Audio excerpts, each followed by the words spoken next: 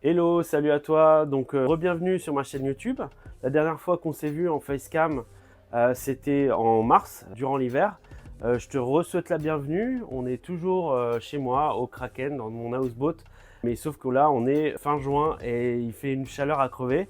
En plus, entre les rushs, pendant les rushs, je suis obligé de couper tous mes ventilateurs pour éviter d'avoir des sons parasites. Donc, désolé pour le petit Marcel et pour la peau un peu brillante. Mais bon, écoute, on va pas se plaindre, c'est l'été, c'est super. Du coup, pour mon deuxième facecam, ce que je vais faire, je viens pour te présenter un projet qui n'est pas une création de mon métier, on va dire, d'artiste plasticien, mais plutôt, on va dire, comme un projet parallèle à ma vie. Donc, c'est la création d'une pool house. Le début de ce projet, en fait, l'envie, c'est ma femme et moi de pouvoir s'acheter une maison parce qu'on a une grande famille, on a 3 enfants et c'est bien d'être à Paris, mais on recherche quelque chose qu'on peut s'offrir parce que l'Île-de-France et Paris, c'est compliqué, c'est très cher. Et nous, on a déjà deux bateaux d'habitation. Donc, nos yeux se sont dirigés vers le centre de la France, d'où je suis originaire. Pourquoi? Parce qu'en fait, bon, quand on revient là où sont nos racines, on va se retrouver donc avec de la famille. Donc là, c'est toujours intéressant. Il y a mamie sur place, maman sur place, papa et tous les cousins. Et aussi, comme dans ma famille, depuis une cinquantaine d'années, il y a des gens dans le bâtiment, même s'il en subsiste beaucoup moins maintenant, même si j'ai pas 20 gars sous le coude avec des gros camions, etc. Et ben, en tout cas, il y a toujours un petit réseau. Donc c'est toujours plus intéressant quand on est amené à lancer un projet immobilier. On s'est retrouvé du coup à acheter, on a fait une recherche durant 6 mois, un an on va dire, et on a trouvé et on a jeté notre dévolu sur une super maison finalement de centre-ville, alors que même on cherchait à la périphérie de cette moyenne ville on va dire. Mais au final on s'est retrouvé avec une super maison de centre-ville avec jardin, garage, maison déjà coupée en deux, appartements déjà, du coup avec deux compteurs d'électricité, deux compteurs d'eau. Et donc, dans un petit appart de 40 mètres carrés, il y a déjà une personne. Un autre, toute l'autre partie de la maison, donc en fait, qui doit faire 120 mètres carrés, ça a restauré. Mais bon, en fait, c'était assez dans son jus, mais au final, pas de gros travaux. À ce jour, juin 2025, on a fini l'année dernière déjà avec ma femme toute la partie de maison à restaurer. Donc on a pris tous nos week-ends, on s'est fait beaucoup d'allers-retours entre Paris et là-bas. Mais bon, 2-3 heures, ça va, c'est gérable de route. Et là, en fait, cette année, j'attaque vraiment le gros chantier. Ce sur quoi on va parler aujourd'hui dans cette vidéo, c'est la création de ma pool house. Parce que euh, déjà que c'était assez intéressant de trouver cette maison déjà coupée en deux avec un jardin, etc. Mais le plus, c'est qu'il y avait une piscine qui était cadastrée. Et moi, j'ai toujours rêvé d'avoir une piscine, surtout que maintenant on a des enfants, c'est génial pour avoir quand on a des gamins. Moi, en tout cas à l'époque, j'avais un oncle qui avait une piscine et on y passait tout notre été et c'était super. Donc, bingo, on est parti sur cette maison, on a bien négocié et en fait mon idée c'est vraiment de couvrir cette piscine parce que dans le nord de la France clairement une piscine qu'on n'utilise que 2 mois dans l'année, ça ne m'intéresse absolument pas de m'investir là-dedans. Donc on est parti, il y a de ça déjà un an, voire un an et demi, j'ai lancé le process de réflexion un peu sur les volumes, etc. que je pourrais apporter à cet bâtiment en fait, que je mets par-dessus. Donc il y a eu pas mal de types de projets de dessiner en 3D. Et ensuite, quand j'ai voulu concrétiser tout ça, je suis passé par un architecte parce que le process est trop compliqué, surtout qu'en plus de ça, on est dans une zone, on va dire, pas historique, mais en tout cas, il y a un bâtiment historique dans les moins de 500 mètres, ce qui fait que le dossier a un regard par les architectes des bâtiments de France. Donc c'est toujours mieux de communiquer avec les architectes des bâtiments de France par son architecte, voilà, qui est de la ville en plus, qui les connaît. Donc du coup, premier projet, toit plat, moi j'adore parce que c'est une rue qui est en pente et ma maison se retrouve comme en haut d'une colline et ça me fait beaucoup penser aux maisons en Californie. Donc tout le lot, je l'ai appelé le hillside. Et du coup, la piscine qui est en avant, qui est proche de la route, j'aurais aimé créer un bâtiment toit plat, très cubique, un peu comme les maisons modernes américaines. Et bien évidemment, ça m'a été refusé, mais c'est pas grave. On a relancé en communiquant avec les architectes des bâtiments de France qui ont suggéré 2 pentes, voire une pente. Enfin, au début 2 pentes, mais clairement moi au niveau technicité, j'avais pas envie. Parce qu'en fait, on se retrouve avec une pente contre le mur du voisin. J'avais pas envie de problématiques peut-être par la suite d'infiltration d'eau chez le voisin. Ce que je voulais plutôt une pente, allez, une monopente à la limite, c'était gérable moi dans ce que je sais faire et dans ce qui me semble accessible. Donc ça a été accepté. En fait, on a reculé le bâtiment légèrement par rapport au pignon voisin pour que ce soit moins impressionnant de la rue. Et ensuite, pour qu'il y ait un bâtiment un peu plus discret. Et on a créé cette monopente pour une intégration plus soft, on va dire, dans l'environnement. Puis une deuxième chose, c'est qu'il a fallu aussi faire accepter mon matériau préféré, qui est le panneau sandwich. Alors, il y a des gens qui aiment, il y a des gens qui n'aiment pas, il y en a qui ne connaissent pas. Mais en tout cas, moi, j'ai vraiment l'habitude d'utiliser ce matériau. Pourquoi? Parce qu'en fait, bon bah là, j'ai reçu malheureusement du gaufret parce que j'ai voulu faire des économies. J'ai commandé ces panneaux-là pour mon bateau, mon deuxième bateau, le Kraken, des panneaux au Portugal. Et en fait, j'ai commandé des panneaux lisses. Sur la facture, c'était panneaux lisses. Et ils m'ont livré des panneaux gaufrés. Et franchement, je n'en ai pas dormi de la nuit. Tout le design de mon bateau était différent que ce que je désirais. Mais bon, à la finale, écoute, vers l'extérieur, j'ai trouvé une solution pour lisser une partie du panneau. Et à l'intérieur, pour l'instant, en fait, comme je vois ça tous les jours, je le vois même plus. Mais voilà, j'ai pas lâché l'affaire. Peut-être qu'un jour, je viendrai lisser tous mes panneaux. En tout cas, pour le nouveau projet, je pars sur des panneaux de la marque Amlux. Alors, tous ceux qui ont des projets de panneaux sandwich, vous n'hésitez pas une seule seconde. Vous passez par la société Amlux. C'est une grosse boîte qui a l'habitude de traiter tout un tas de chantiers. Et voilà, moi j'ai vraiment demandé du panneau très spécifique, très épais et lisse. Ils ont réussi à me trouver une usine. Et au final, j'ai eu du super matos.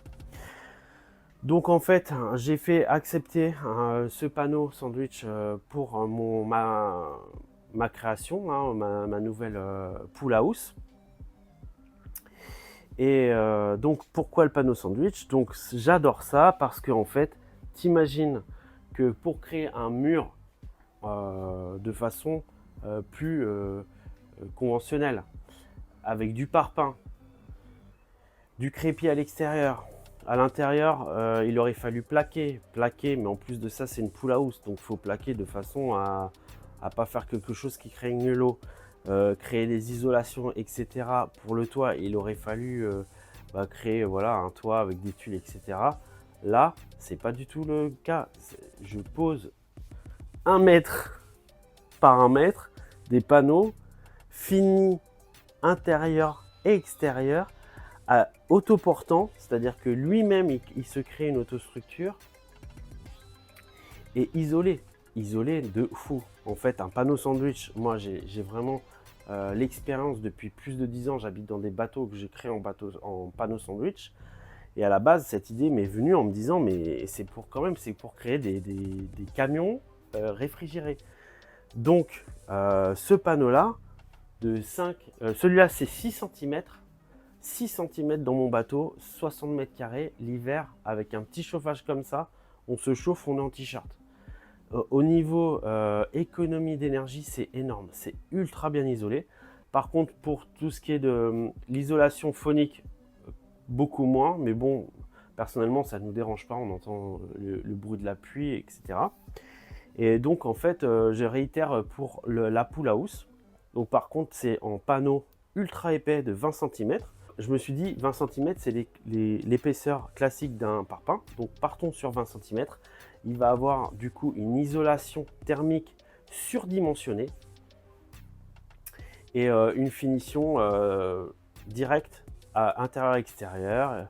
Et tout ça pour un coût, on va dire, il y en a quand même assez pour cher de matos, mais au final, je pose moi tout seul et mes potes, je peux créer le chantier, sachant que j'ai que un week-end de temps en temps pour descendre là-bas pour travailler dessus, je peux l'entreprendre moi-même.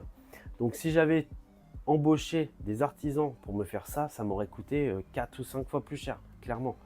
Voilà, donc moi ce que j'adore, c'est qu'en plus de ça, pool house, ça veut dire faut pas que ça craigne la flotte, le panneau sandwich, à l'intérieur, si j'ai un problème, je peux passer un coup de Karcher. Donc vraiment, ça craint pas du tout l'eau. J'adore ce matériau.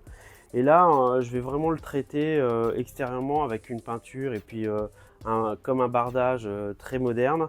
Ça va être très joli. Et à l'intérieur, mon rêve, c'est vraiment de faire une ambiance un peu balinaise, faire quelque chose de très instagrammable, etc. Et pourquoi pas se lancer un peu dans la courte durée, voilà, gentiment, juste pour un peu, on va dire, amortir les frais du crédit. Pour créer ça, déjà, donc l'obtention du permis de construire est obligatoire. Ensuite, il faut déposer son panneau de permis de construire. On en voit souvent dans la rue.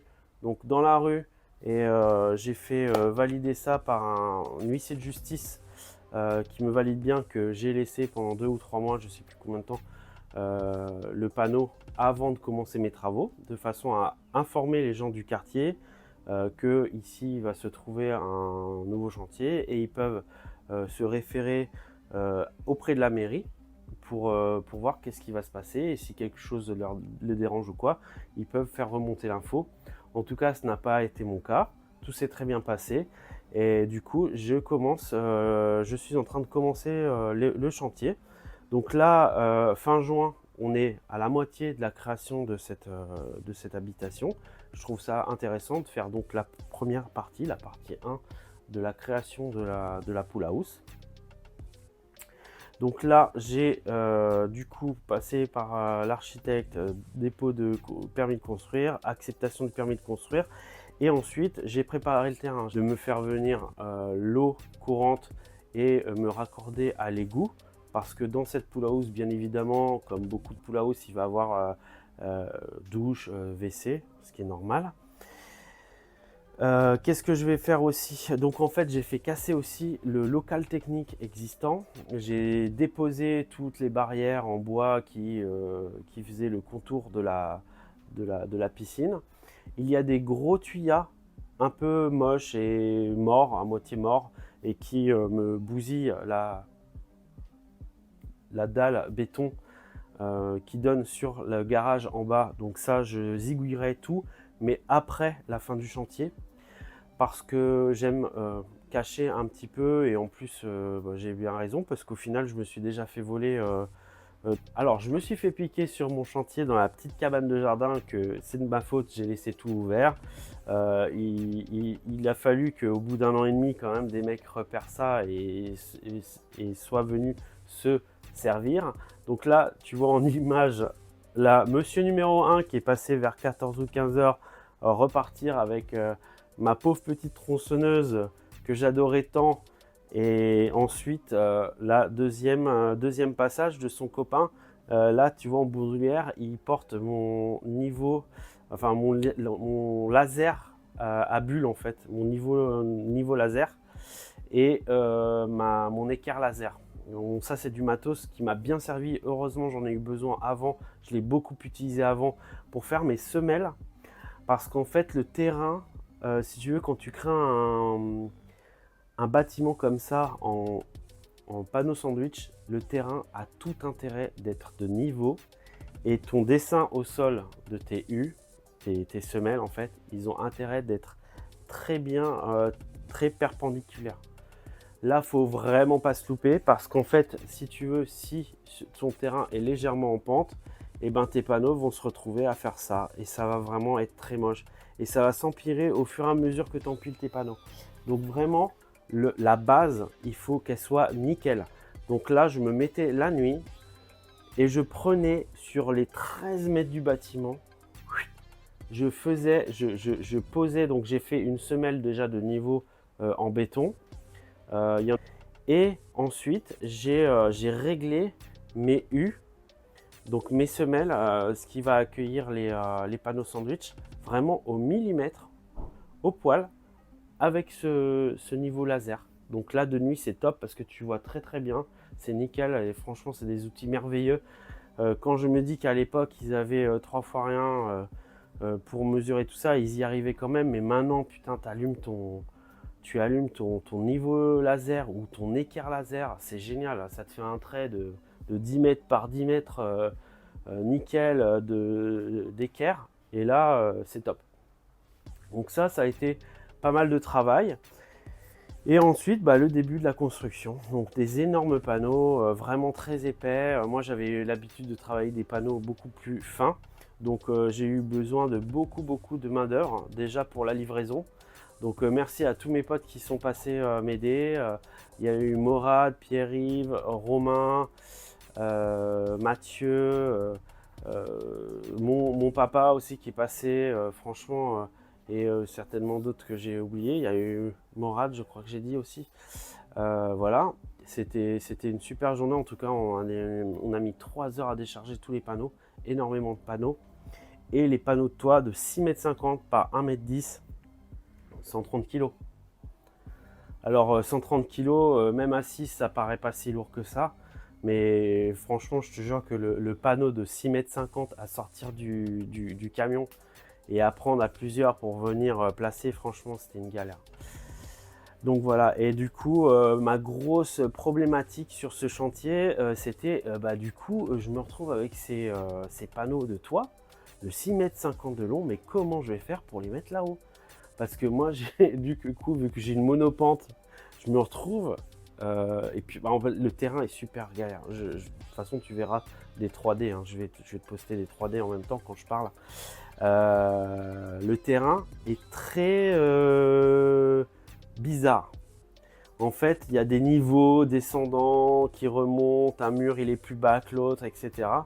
Donc là, en fait, au plus haut, je me retrouve à monter ce panneau de 130 kg à plus de 4 mètres du sol. Donc là, comment je vais faire, quoi? Et j'avais ce petit indice que peut-être qu'un lève-plaque de plaquiste allait peut-être m'aider. Bon, un lève-plaque de plaquiste, ça ne lève pas 130 kg. Les bons de pro, ils sont donnés pour 70-80 kg. Donc on va dire la moitié du poids du panneau. Et au final, franchement, ça s'est relativement bien fait. Bon, assez long et tout ça, c'est vraiment une technique. Bon, le panneau, il faut se le bouger hein, au millimètre et tout. Mais au final, on a fait en sorte de toujours avoir le panneau appuyé sur quelque chose. Donc on a des gros pins de polystyrène et on avance comme ça le panneau jusqu'à l'endroit où il a besoin d'être. Et ensuite on commence à lever d'un côté, on met des cales et de l'autre, et puis jusqu'à temps qu'on remonte, on aide à remonter avec le lève-plaque. Et voilà, donc là c'était super. On a eu aussi l'aide d'Antoine, mon cousin, qui m'a aidé à placer la gouttière, etc., à travailler en hauteur. C'est les premières fois quand tu montes la 4,50 m. Moi perso, j'étais pas très bien. Mais bon, écoute, ça s'est bien fait. Et voilà, et donc là, j'en suis à peu près à la moitié. Tout se déroule super. Et là, dernièrement, il a fallu en plus de ça que je crée un énorme cadre avec des poutres et des poteaux qui maintiennent l'énorme trou qui se trouve dans le toit de façon à faire une énorme ouverture zénitale, car malgré que la piscine soit à l'intérieur, j'avais vraiment envie d'avoir une grande ouverture, qu'on puisse aérer l'été, parce que j'ai le retour de beaucoup de gens qui se retrouvent à faire donc des piscines intérieures, mais souvent qui peuvent même pas utiliser l'été tellement que ça chauffe, quoi. Donc là, pour pallier à ça, ouverture zénitale gigantesque, mais par contre, affaiblissement de tous mes panneaux. Donc un maintien des panneaux par en dessous par une ossature interne en bois, que on a bien fait en sorte de décoller du sol pour éviter donc les projections et les flaques d'eau dues à la piscine ne viennent être pompées par le bois et ensuite qu'il y ait des pourritures, du pourrissement des poutres, des poteaux. Et du coup, je vais profiter de cette grande ouverture zénitale pour créer un gros plateau en filet pour pouvoir faire un coin un peu chill out au-dessus de la piscine. Ça va être délirant, franchement, on va s'éclater, ma femme et moi, à faire ça. Donc toute cette ambiance Bali, etc. Et on va pouvoir monter avec, à l'aide d'une échelle et arriver dans un grand espace avec des coussins, etc. En fait, bain de soleil au-dessus de la baie vitrée qui pourra s'ouvrir, quoi. La baie vitrée du toit. Donc là, je vais utiliser une architecture avec différentes hauteurs. J'aimerais créer une pièce un peu en élévation qui peut être comme un petit salon ou une petite chambre pour l'été. Et en contrebas, un petit salon. Et en fait, donc, je crée des pièces dans cette pool house. Pourquoi? Parce qu'en fait, je veux que quand tu viennes l'hiver squatter, que tu viennes faire un peu de vélo dans un appartement, dans une des pièces, ou je sais pas moi, du massage, ou peu importe, ou de chiller tout simplement, et ben je ne veux pas qu'on se retrouve à devoir chauffer tout l'espace. Donc en fait, il y a des petites pièces qui sont faciles à chauffer pour pouvoir rester dans ces petites pièces pendant l'hiver. Et du coup, pendant l'été, tu pourras ouvrir des grandes baies vitrées qui va donner sur la pièce. Et la piscine sera aussi également chauffée. Il y aura une terrasse. J'espère que j'irai jusqu'au bout, hein, parce que c'est pas dit entre le plan et la réalité, il y a toujours une différence. Mais j'aimerais beaucoup faire ça quand même. La terrasse qui passe au-dessus de la piscine, ce qui fait qu'en fait, tu pourras être dans la piscine et passer un peu en dessous, explorer en dessous, et qui sera donc coupé par un rideau d'eau, comme une petite chute d'eau. Voilà, et c'est pour créer une ambiance, voilà, un peu balinaise, les îles, etc., avec beaucoup de plantes, un esprit tropical. Voilà, voilà. Donc, écoute, j'espère que ce projet te plaît. J'espère que cette deuxième facecam t'aura plu. Et en tout cas, connecte-toi, like, commente, abonne-toi surtout. Je drop très peu de vidéos. Franchement, j'essaye plusieurs choses, des timelapses ou des facecam, et je montre un peu tout ce que je fais. Il y a même, là, je me suis payé une des voitures de mes rêves, et peut-être que je vais brosser un peu dessus, peut-être que je documenterai ça. Je suis vraiment un touche-à-tout, voilà. Mais donc en fait, si tu as cette fibre-là de bricolage, etc., n'hésite pas à me suivre, ça me ferait vraiment beaucoup plaisir. Et get bien, il n'y a pas de régularité. C'est vrai qu'avant tout, je suis pas du tout un youtubeur. Je m'efforce vraiment à pouvoir documenter ça. C'est un peu comme laisser quelque chose derrière moi. Les gens qui peuvent, peut-être je peux inspirer des gens, ou même des gens peuvent venir vers moi. N'hésitez pas, si vous avez des réflexions, des conseils ou des questions, n'hésitez pas à m'envoyer ça en MP. Vous pouvez aussi me suivre sur Instagram, Allez, bon, en tout cas, à la fois prochaine. Et je pense courant septembre-octobre, ça devrait être fini. Et j'ai vraiment hâte de vous montrer la finale. Allez, peace!